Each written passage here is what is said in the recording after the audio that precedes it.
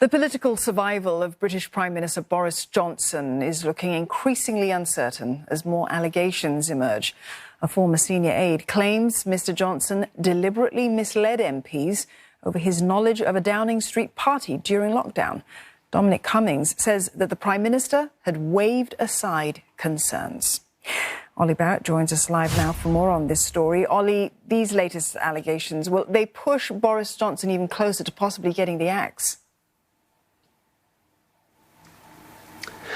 They do, and the reason is this, that if the claims being made by Dominic Cummings are true, then effectively what that would add up to would be Boris Johnson misleading, if not lying, to Parliament. Because when Boris Johnson apologised last week for this particular event on May the 20th of 2020, he insisted that he had, at the time, implicitly believed that this was a work event rather than a social gathering or a party. And since then, we've heard from Downing Street repeatedly that they say that it's untrue that Boris Johnson was warned in some way that this was actually a party that should not be taking place.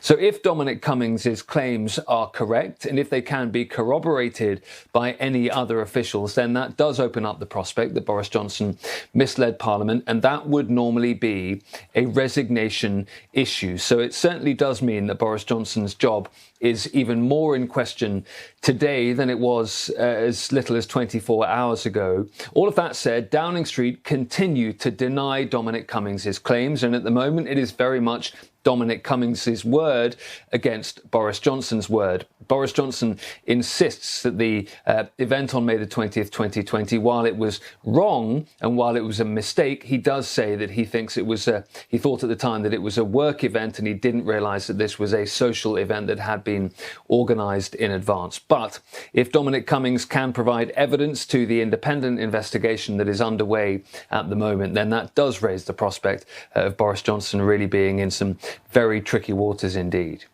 Well, meantime, Ollie, there are already plans within the Tory party to oust the Prime Minister.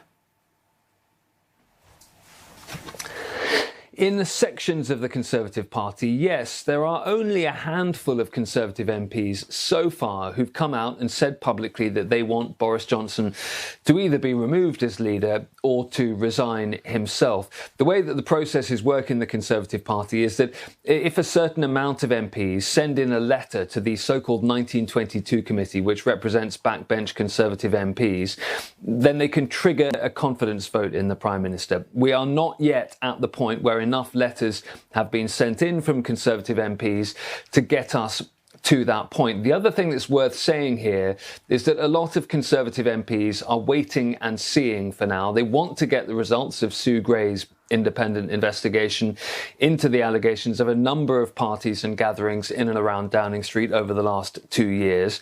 They also, many of them, do not like Dominic Cummings at all. He's been very rude himself about not just the Prime Minister, but Conservative lawmakers in the past. So many Conservative MPs are deeply uncomfortable about the idea of Dominic Cummings, a former advisor to the Prime Minister, being so powerful as to be potentially able to unseat their leader and unseat, therefore, the Prime Minister. So this is all very complicated indeed. Many Conservative MPs aren't quite yet ready to pull the trigger. But if further claims come and if further allegations continue to swirl, and if, and it remains an if, Boris Johnson is found to have misled Parliament knowingly, then certainly those plans from some Conservative MPs would be likely to intensify.